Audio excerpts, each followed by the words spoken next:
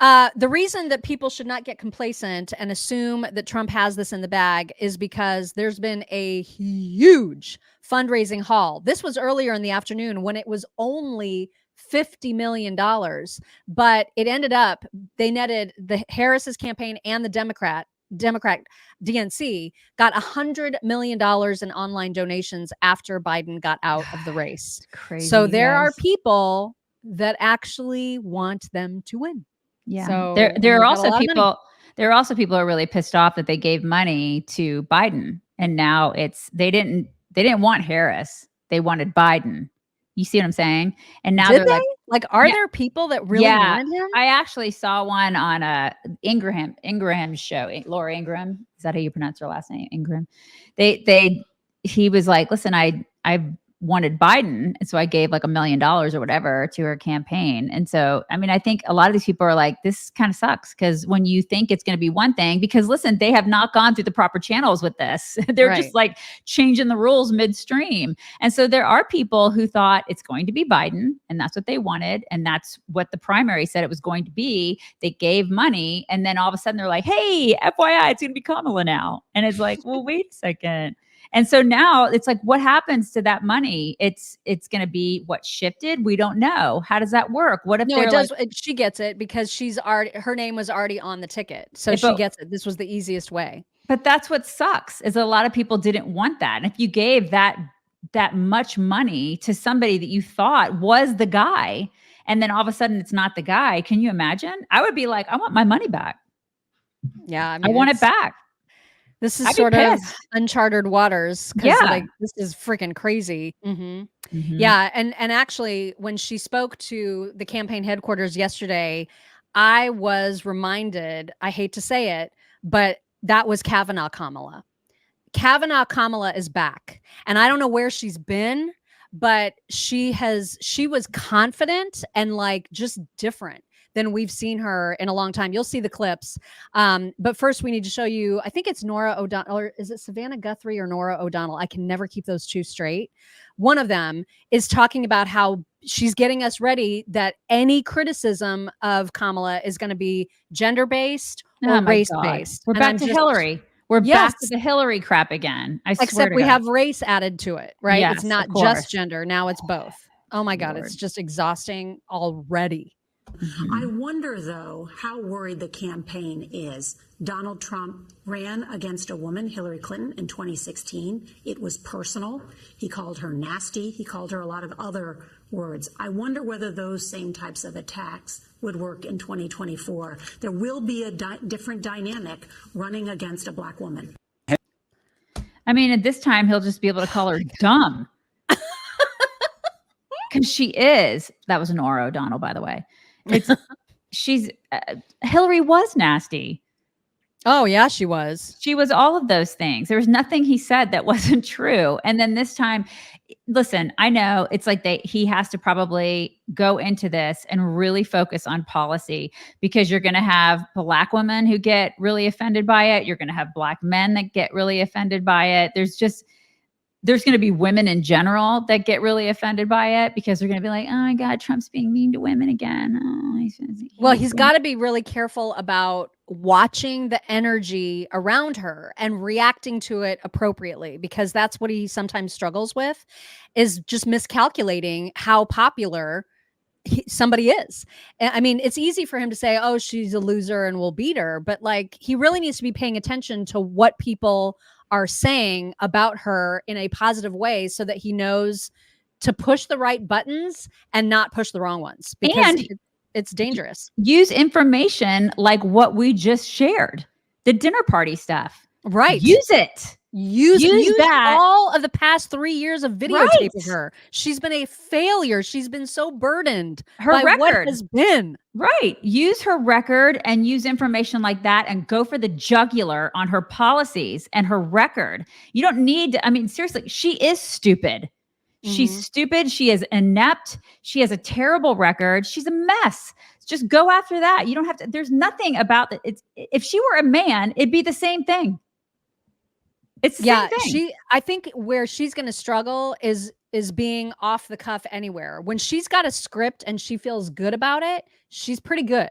She's a good script reader, and you'll see that. But like when she's in an interview, we've seen her interview for the past, she's awful. Right. Like she is terrible. So there's so many clips. And if he does have a chance to debate her, I don't know if he's going to, but if he does, he needs to be throwing that unburdened phrase at her as often as possible and remind people how useless and how just one-faceted she is. Yeah, she's just ridiculous. Shannon Parker says, so many comments to make, not enough money to send. Stuart the Brit says, remember strange colonial types. Kamala as a lawyer could not or ever pass the bar exam. Top quality intellectual. Wait, what? Kamala as a lawyer could not pass the bar? That can't be right. I'm pretty sure she was the attorney general. Right. I feel like she passed the bar. I don't think that's right. Jose Rodriguez says Kamala's name pronunciation has changed over the last 8 years. It's her fault. Even her side of the aisle gets it wrong at times. Take my money again. She's never not pronounced it Kamala. Maybe other people on her side have, but she has not. Like I've never, ever seen that happen. Let's see. Meow Woof 09 said, anyone who thinks the cackle queen is qualified to run a country is crazy. If she wins, our country is doomed. You are right on both counts. However, there are plenty of crazy people, like plenty of them. Audrey Krause 5 said, Dana Perino said every picture of Kamala will be perfect going further. Yep. And Osuki said Hillary said I was dominated by Melvin, and that's why I voted for Trump. Like I had no brain of my own. She's still a bitch. Who's Melvin? I don't know. I was just going to ask you that. Dominated by Melvin. Who's Melvin? I don't know what that means. Don't know. And Craig and Kim Hale, thank you so much. They say, did you hear there was a 4.9 earthquake in Texas last night at 10:38 p.m.? We live in Vashti and didn't feel a thing, of course. Take our money now, please. I don't know where Vashti is. I don't know where Vashti is either. I'll have to look. I wonder how far it is from my place. Okay, and Osuki said Melvin is her husband. Okay. You got to remember, we don't know these things. So you got to help us out because we are clueless. This right here is what a Jumpstart trial bag looks like of Rough Greens. This is the amazing green health powder that was created by the founder of Rough Greens, naturopathic Dr. Dennis Black. And he is amazing when it comes to creating stuff, a premium nutritional supplement specifically for your dog to live their longest and bestest and healthiest life. This is chock full of vitamins and minerals, omega oils 3, 6, and 9, probiotics, antioxidants, digestive enzymes. It was sourced and made right here in the United States at an FDA-registered facility. Super easy to measure out. And this, you can try it for free. You just go to RuffChicks, RUFF Chicks.com, and you'll get this free Jumpstart bag. You can see if your dog likes it. I can almost guarantee you that they will. And by the way, Jeff from Denver, testimonial. He says, our old dog Jack is 15. He was suffering from lethargy and a lot of weakness in his legs. He often seemed confused and had trouble moving around, and that has all changed. He is lively, eats much more regularly, has tons of energy. He's back to playing with other dogs and us. We hope this lasts for many more years. It's been a miracle. So that was just one of many testimonials. Dogs, try it. RuffChicks.com. Okay, so Kamala went to Wilmington to be at their campaign headquarters, which is now her campaign headquarters. And here is a little bit of the News Nation reporting on her entrance. Headquarters there, Wilmington, Delaware. Here she is. Do we have audio of this? All right, let's listen for a moment.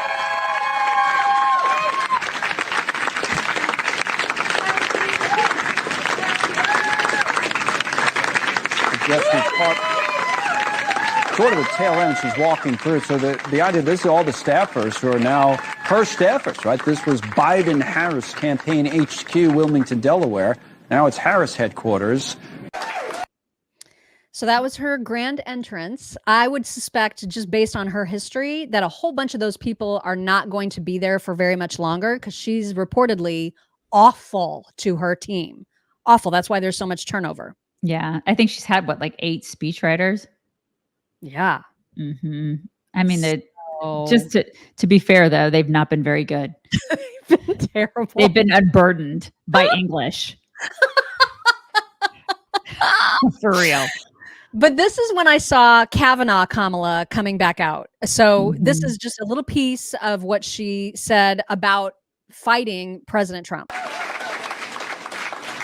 So in the days and weeks ahead, I, together with you, will do everything in my power to unite our Democratic Party, to unite our nation, and to win this election. You know, as many of you know, before I was elected as vice president, before I was elected as United States Senator, I was the elected Attorney General, as I've mentioned, of California, and before that I was a courtroom prosecutor. In those roles, I took on perpetrators of all kinds.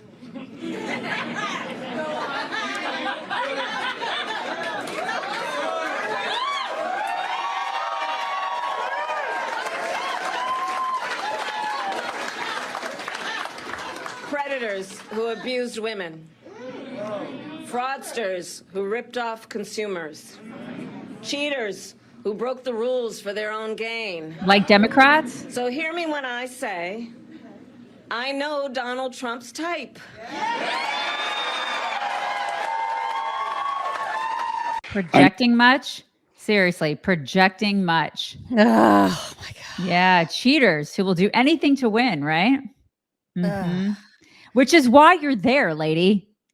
You're only there because they're making up the rules as they go along. But keep projecting. Yeah. This chick right here, I guess, is the head campaign person. She's and I think she's who introduced Kamala to the rest of the campaign. And she was also taking Biden's phone call. So Biden called in, allegedly, to this meeting or to this appearance. And so this is what it sounded like when he made his remarks. No, yesterday's news was surprising and it was hard for you to hear, but it was the right thing to do. I know it's hard because you poured your heart and soul into me to help us win this thing, help me get this nomination, help me win the nomination, and then go on to win the presidency. But you know, you're an amazing team. But we've got a great. I think we made the right decision. So naturally, people are like, "That's not him. That's AI. That's not him. He hasn't been seen. He's probably dead." Like everybody's minds are spinning right now because he still hasn't been seen. Yeah, I don't blame them. Yeah, I don't blame them for saying all those things because he's not been on camera. I mean, who resigns? Who drops out of a race, out of a presidential race, without doing it in person? Who does that? Yeah, right. Like what? I mean, it's coward. Totally. I mean, this is the thing. And then they're like, he's selfless. No, he's not. This guy is the biggest pansy I've ever seen in political history because he did that on X. I mean, and then his press secretary is going to go on The View today. That's the first thing she's going to do. Like that was her instinct. Her instinct wasn't to address the American people like she should have. Her instinct was to go on The View. These people are a joke. Yeah. I mean, this is not selfless. This is not brave. This is not courageous in any way. These people are cowards and they're cheaters. So Kamala also interacted with Joe, supposedly, when she was talking and he was still listening on the phone. So here's a little bit of that. It is so good to hear our president's voice. Joe, I know you're still on the call. On the what now?